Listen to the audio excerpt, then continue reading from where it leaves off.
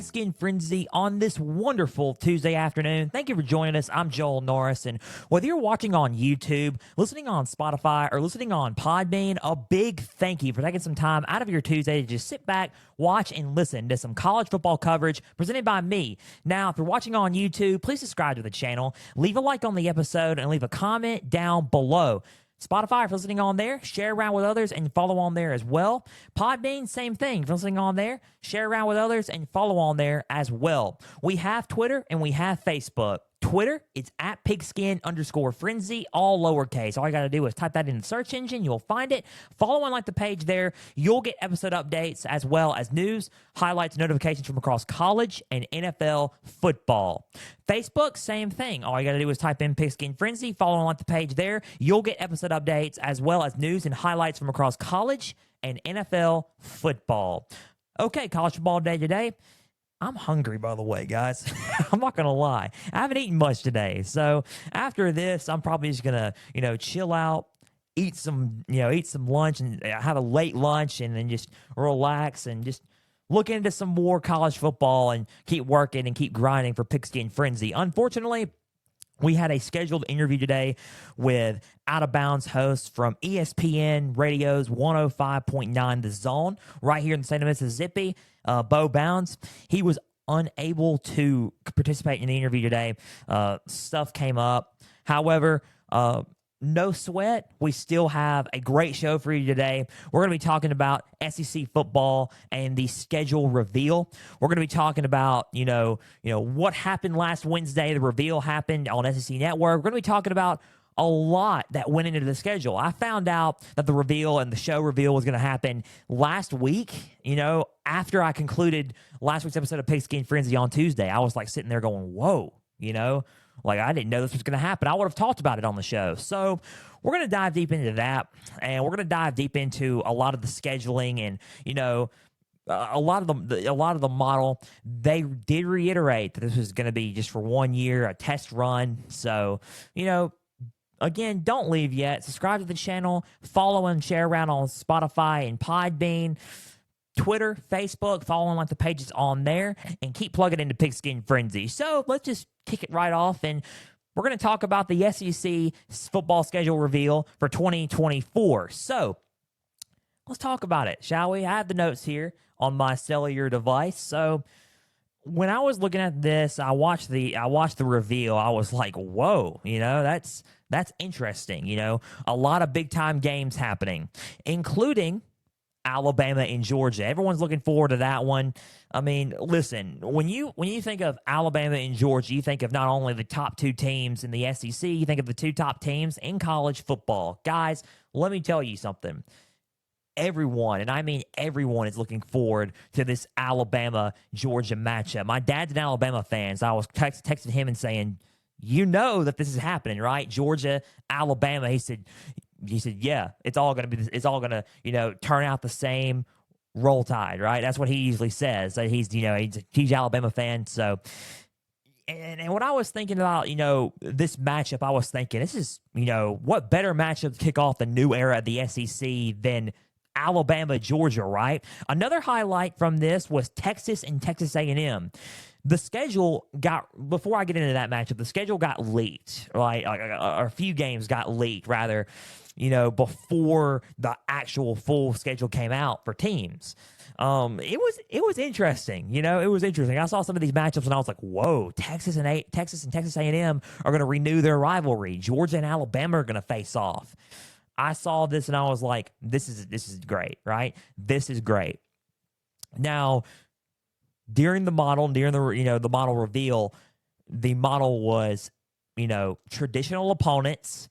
They were going to keep those, and they were going to, try their best to, 1 versus 2 in the SEC championship, eliminates divisions, no more divisions. And also, if you played that opponent, right, in the schedule, say, Ole Miss played Kentucky at Kentucky in 2023, and they played again in 2024, Kentucky would have to go to Oxford the next year. So, things like that. And they took that into consideration when creating these matchups. So, I'm going to do what the SEC Network did. Let's go in alphabetical order, and let's go with some of these games. Just bear with me. during this, and we're going to talk about it here, guys. We're going to just listen, and we're going to have I'm going to conversate this with you. So, starting with Alabama, home games are Auburn, Georgia, Missouri, South Carolina. You look at Missouri, you're like, that's a winnable game. Missouri hadn't done really a whole lot in the past few years in the SEC. Yeah, you can be right on that. But when you look at games like South Carolina, Auburn, Georgia, that's a little tough, especially since Hugh Freeze is, okay, it's his first year in Auburn this year, but next year could be a coming out party for Hugh Freeze and the Auburn Tigers. So look out for that one. You keep the Iron Bowl there. Then your away games, you have Tennessee, the third Saturday of October in Knoxville. You look at that one, you're like, you keep that game. You keep LSU, which is, a traditional first Saturday of November matchup. It's going to be in Baton Rouge. You got Vanderbilt, and then here is a schedule part of the model. Everybody's either going to play Oklahoma or Texas, in the 2024 season, right? Everyone's going to play them, either Oklahoma or Texas. Alabama gets Oklahoma in Norman. So you think about their schedule: Auburn, LSU, Georgia, Oklahoma, and Tennessee. That's a tough schedule right there. And I told my dad, I was sitting there like, listen, you're saying everything's going to be the same, but let's just talk about this for a second. Alabama is still going to have to come to play these games. They have the talent, the immense talent out of everybody, along with Georgia in the SEC and probably in college football. But it's still still going to be a tough one, still going to be tough. Those games are, you're going to have to come to play, right? Oklahoma, you're going to have to come to play. LSU, you're going to have to come to play. Auburn, going to have to come to play. Georgia, for a certain, going to have to come to play. So, keep an eye out on that schedule. And this is all interesting because it's unique and different. And that's what I like about this. It's unique and different. So, going on to Arkansas. Arkansas has pretty much some of the same guys, besides a few. They keep the matchup. So, it's a home game. Let's go with the home games first. They keep LSU, right? They keep the Battle of the Golden Boot with LSU. That's a traditional matchup there. I mean, you look at that and you're like, how can you take away an LSU Arkansas? That's a classic, right? You can't take away the Golden Boot. And that's what I'm saying. That's what I was telling my dad. I was like, you can't really take away Arkansas and LSU. And here's where I'm going to get at that. I'm going to bring LSU and Arkansas back into the fold once I go into LSU schedule later on. So Arkansas, LSU, Arkansas, Ole Miss. You can't take away that one for a fact. Though that game's been a classic for many years. So Arkansas, Ole Miss, Arkansas, Tennessee. Tennessee's going to Fayetteville. That's a very interesting matchup. I can't wait to see it next year. There's going to be no KJ Jefferson. There's going to be, I'm pretty sure Arkansas is going to have a mix of talent as well. Arkansas's, they recruit fairly well. Tennessee's been recruiting fairly well ever since Josh Heupel's been there. So we're going to see what happens. Arkansas, Tennessee in Fayetteville. That's going to be an interesting game. And then you got Texas. Okay, Texas traveled to Arkansas about a couple of years ago. Very interesting ball game. Arkansas ended up defeating Texas in a thriller. Good game there. They're going to play each other, and they're going to renew their old Big 8 rivalry, I would assume. Southwest rivalry, Southwestern rivalry back in the heyday. Back before when a 22, 23-year-old Joel wasn't even a thought, okay? So that's how old that game is. So Texas, right? That's going to be an interesting game there. Let's go with their away games. They keep the Missouri game. They keep the Missouri game. They keep Auburn on the road, Texas A&M and Arlington, and then they got Mississippi State. That's the same. Their schedule looks pretty much the same besides Tennessee and Texas. You throw in those two. Their schedule looks pretty much the same. Not much change with Arkansas. Here's what I do note, though. We'll note this. They miss Alabama. They don't play Alabama, and that's a miss right there. They usually play Alabama. They don't play Alabama. But they play Auburn, they play LSU, they play Ole Miss, and they play State and A&M. And they also play Missouri. So those are some games there that you look at, and it's a thought, and you're like, oh, okay, it's still the same, but they dodge Alabama. So it's like, whew, they dodge Alabama. Auburn. Let's go into Auburn. Auburn's is different. And when I looked at Auburn, I was shocked about some games that are not on their schedule. Let's go with their home games. Texas A&M, Arkansas, Vanderbilt, and Oklahoma. Away games, Alabama, Georgia, Missouri, and Kentucky. That's their away games. You're like, Joel, you asking me a question right now saying, Joel, where's LSU? Where's Mississippi State? Where's Ole Miss? They're not there. And that's what I was kind of shocked about a little bit. When I saw that, I was like, there's no Ole Miss. There's no State. There's no LSU.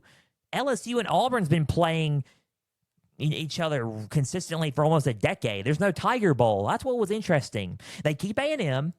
They keep Arkansas. That's been a thriller in the past few years. Vanderbilt.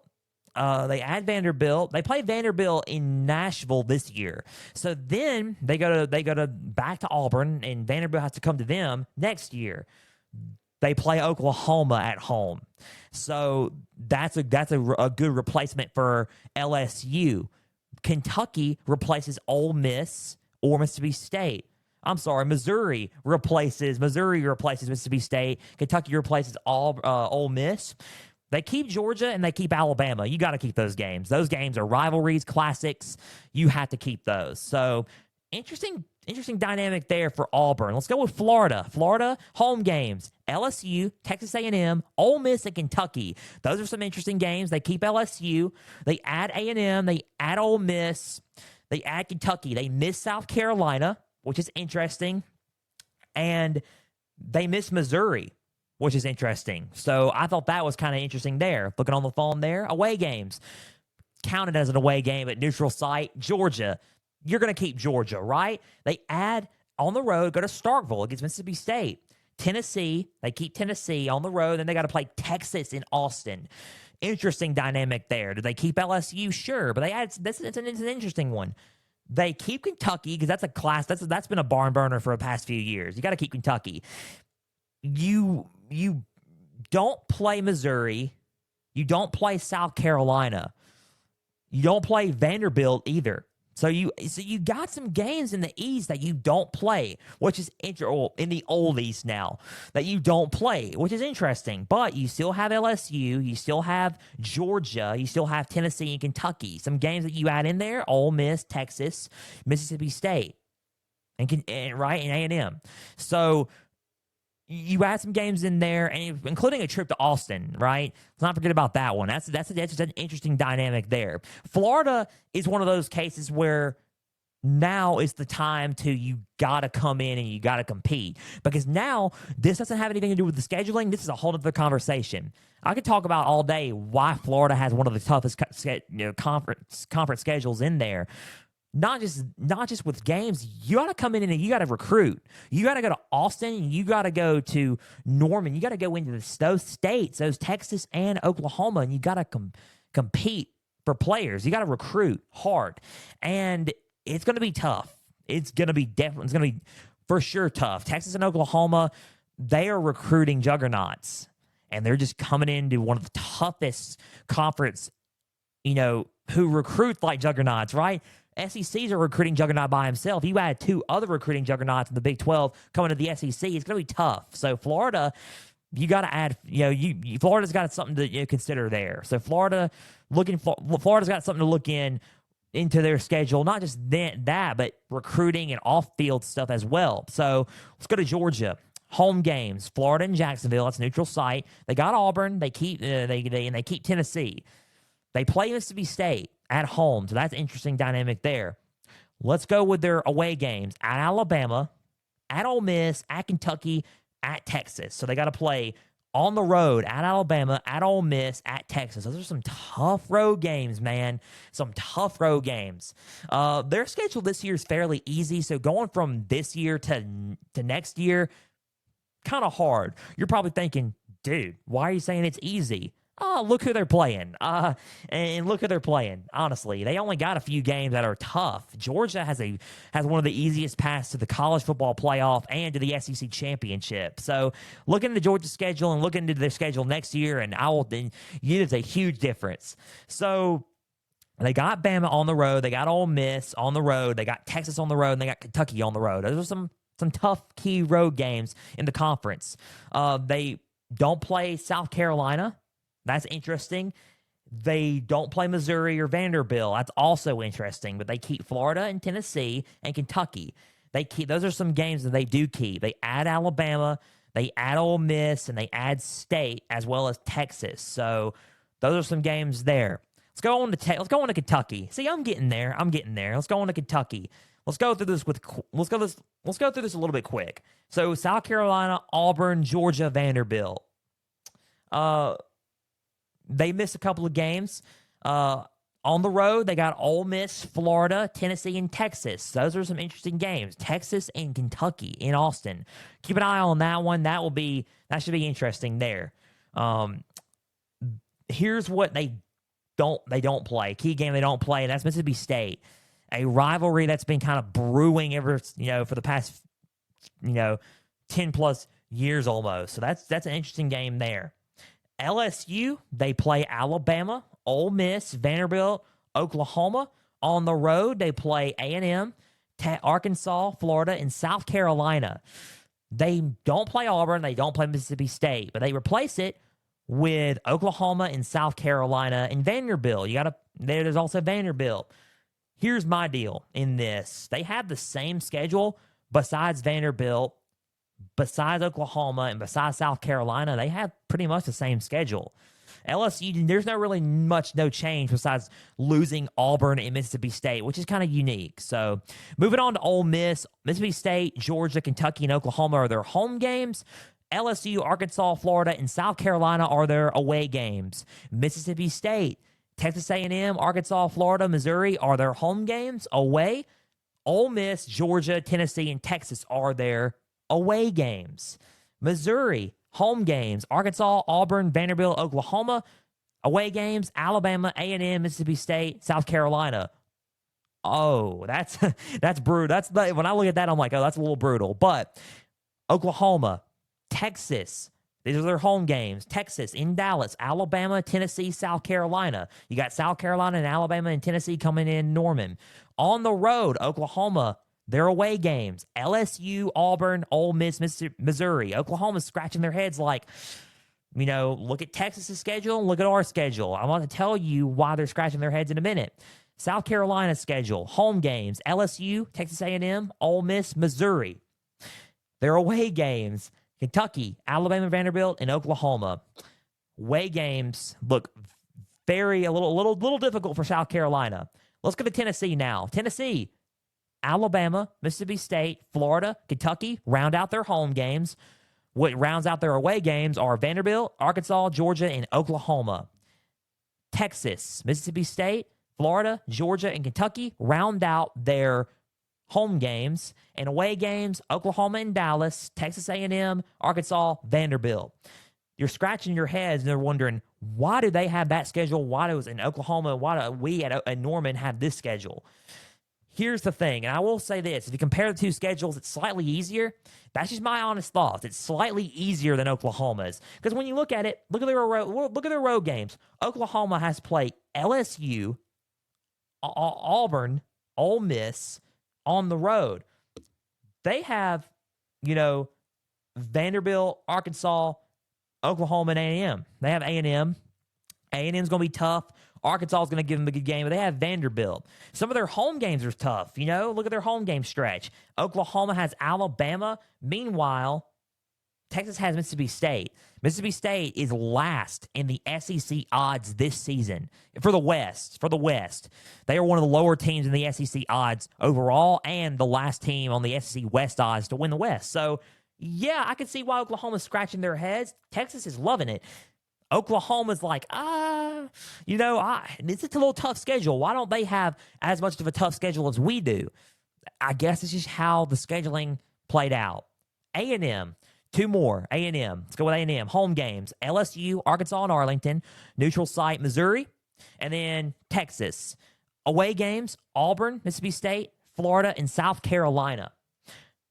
Same schedule besides a few, I would say. A&M misses Alabama. That's a key game there. They miss Ole Miss. Another key game there. Vanderbilt, home games. Tennessee, Alabama, South Carolina, and Texas. Road games, LSU, Auburn, Missouri, and Kentucky. Vanderbilt and LSU, that's an interesting one. At LSU, the last couple of times that LSU and Vanderbilt played, it's been in Nashville, which is interesting because in 2019 they played them in Nashville. In 2020, due to the COVID and the rescheduling of COVID, LSU went back to Nashville. So Vanderbilt's going to Baton Rouge for the first time in a little bit. So it's going to be interesting to see there. Vanderbilt going to Baton Rouge. They keep Tennessee, and they play Alabama at home. They keep a few games. They miss Florida, and they miss Georgia. So that's good for Vanderbilt if you're a Vanderbilt Commodore. So that's the SEC schedule and the reveal. Here's my thoughts. And again, you're probably thinking, okay,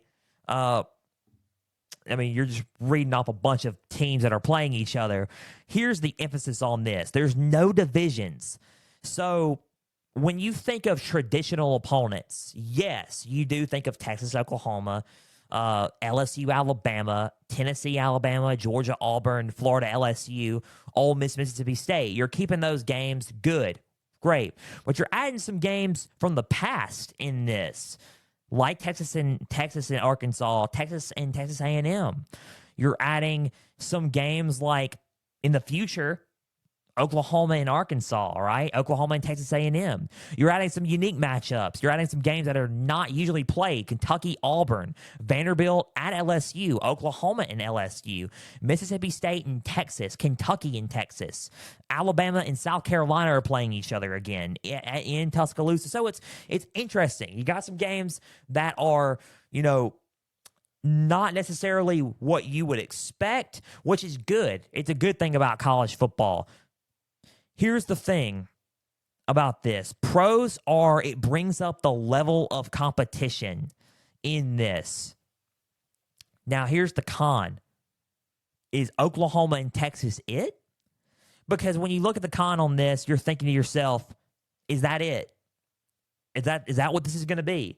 Is this going to be just Oklahoma, Texas, or are we going to have Florida State near the conference? We're going to have Clemson one day, North Carolina. Is it going to be more expansion or, more, just about the same? Is the model going to be the same, or are we going to implement the 9-game schedule? Because it's no secret. Greg Sankey, in a way, the SEC commissioner, Greg Sankey, looks like he favors the 9-game schedule. And I'm just going to sit here and not sugarcoat it. I'm just talking to you guys, right? I'm not going to sugarcoat it. In a way, a 9-game schedule could benefit the SEC, because here's the thing. While LSU, Alabama are playing each other this year, while Tennessee, Georgia are playing each other this year, who's to say next year that won't change? Let's keep the 8-game model, right, for a second. LSU, Bama doesn't play each other. They bypass each other. Texas and A&M don't play. Texas and Texas A&M don't play each other. They bypass each other. LSU and Arkansas are not going to play each other. You get those matchups, and you're like, that's different. It's kind of like you're just rotating. So who's the permanent opponent? Who's the rotating? People aren't going to like that necessarily because you're like, dude, really? You're going to miss out on Alabama and LSU when they're undefeated? Hopefully, it's 1-2. And they play each other in the SEC championship, which leads me into my next con. What happens if you have 4 teams that aren't on each other's schedule, say, and they're in the top 4, they're all undefeated, and what happens there? Say LSU and Alabama and Georgia and Auburn are top 4. Say they all don't play each other, right? I'm pretty sure Alabama and Auburn are going to play each other, but just hear me out. Just for example, say they all don't play each other. Look at it this way. They all go undefeated, and they're all in the top 4. But only 2 teams can play in the SEC championship. Who gets in? How do you decide that? The tiebreaker.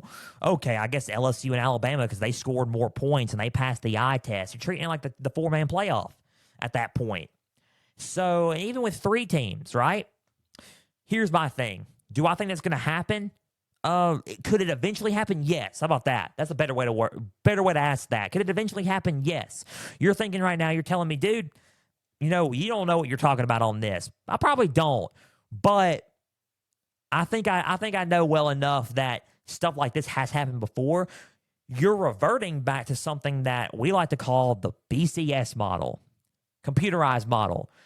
Teams didn't play each other, but they're undefeated. Top 4 teams are undefeated. They didn't play each other. Who does the computer favor? Right? And that's what you're viewing it as.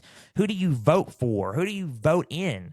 And it's like, I'm not necessarily for that, right? I'm more for of, let's have 3 permanent opponents. Let's have Alabama and Auburn play each other, and then one of them loses, and then that way 1 and 2 can for sure decide, okay, they're legitimate. They're in the SEC championship game. That's who you need, right? Whoever has who's undefeated or has, the less losses go into the SEC championship, right? And that is what we need.